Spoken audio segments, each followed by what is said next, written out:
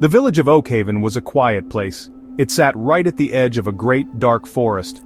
Tall trees stood like silent giants watching over the small houses below.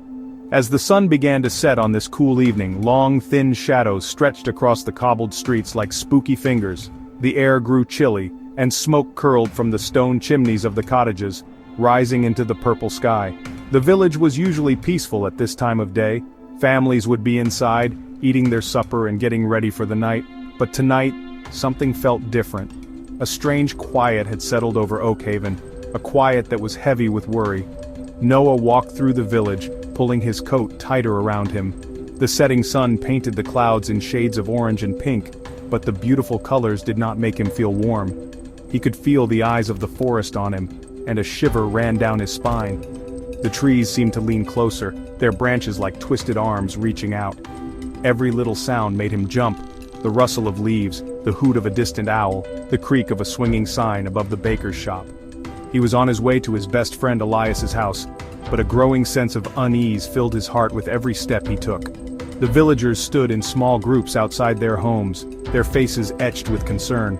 They spoke in hushed tones, their voices barely carrying on the evening breeze.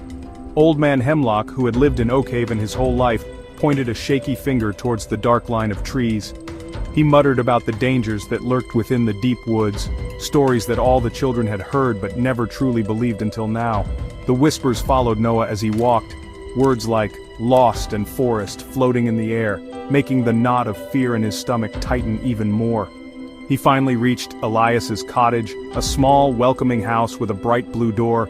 Usually he would run up the path and knock loudly, excited for their evening adventures. But tonight, his feet felt heavy, as if they were stuck in mud. The windows of the cottage were dark, and no warm light spilled out to greet him. The garden, usually full of colorful flowers, seemed to droop in the fading light. Everything was still and silent, and the silence was more frightening than any noise. Noah took a deep breath, his hand trembling slightly as he reached for the cold metal doorknob. The door to Elias's house was unlocked, which was not unusual in a village as trusting as Oakhaven. Noah pushed it open slowly, the hinges groaning in the quiet. "Elias!" he called out, his voice sounding small and weak in the stillness. He stepped inside and was met with an eerie silence. The house was tidy, just as Elias's mother always kept it, but it felt empty and cold. A plate of uneaten cookies sat on the kitchen table, a stark reminder that someone was missing. Noah's heart began to beat faster. He knew, deep down, that something was very wrong. He made his way up the narrow creaking staircase to Elias's bedroom. The door was slightly ajar, and Noah pushed it open.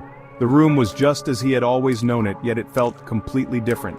Posters of faraway stars and ancient castles were tacked neatly to the walls. A stack of adventure books sat on the bedside table, their colorful spines facing out. It was a room full of dreams and stories, but tonight it held no warmth.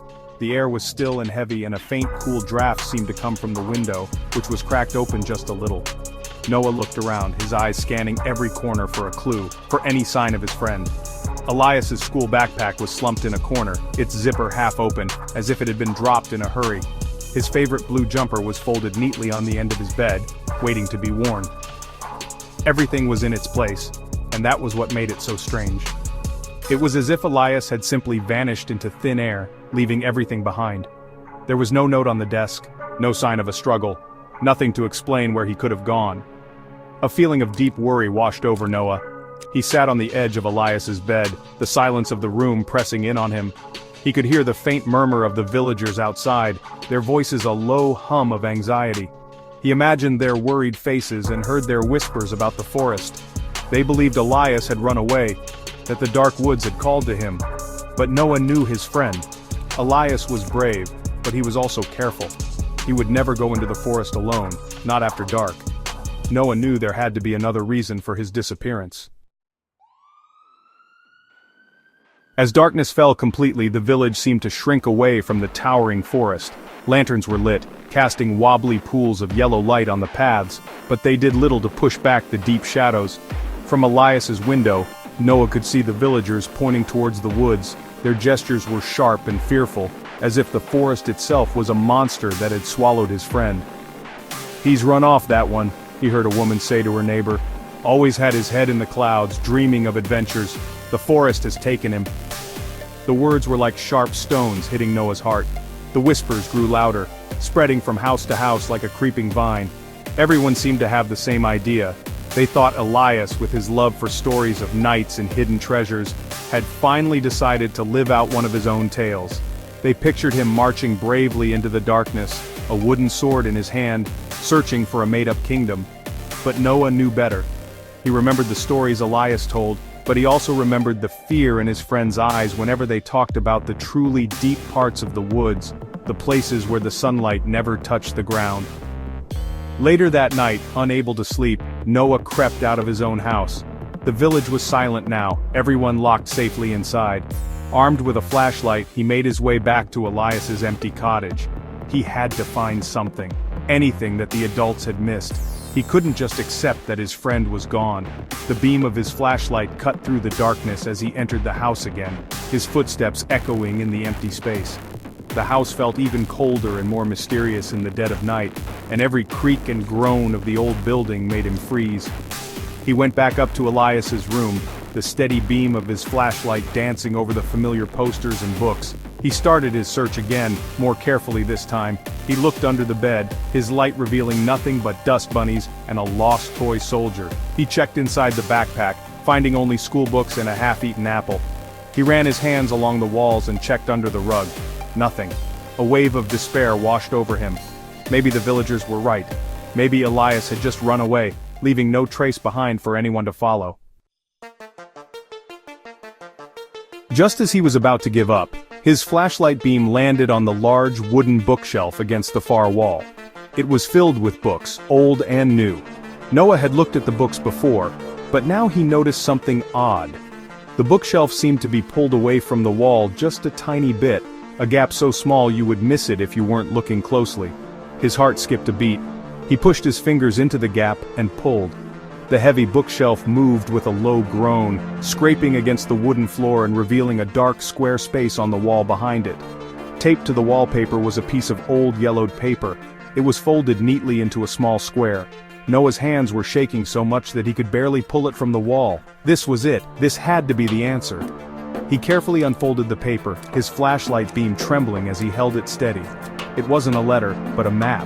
It was drawn in black ink, with swirling lines and strange symbols he didn't recognize. The map showed a path that started at the edge of the village and led deep into the dark forest, ending at a drawing of a single ancient oak tree. His eyes scanned the map, trying to make sense of the strange drawings. Then he saw it. At the very bottom of the page, written in small, hurried handwriting that he recognized as Elias's, was a message. It was a warning. The words seemed to jump off the page stark and clear in the narrow beam of his flashlight. Noah read them once and then again, his breath catching in his throat. The message was short and chilling, a command that sent a fresh wave of fear and confusion through him. It was a puzzle he did not understand. The message read, "Follow the light, stay silent." Noah stared at the words, his mind racing. Follow what light? Why did he have to be silent? It wasn't a goodbye note. It wasn't the note of someone running away for an adventure. It was a clue, a secret path left just for him. A deep shock settled over him, cold and heavy. Elias hadn't run away, he was in trouble. And this map, with its cryptic warning, was the only thing that could lead Noah to him. The quiet village and the dark forest suddenly felt 100 times more dangerous.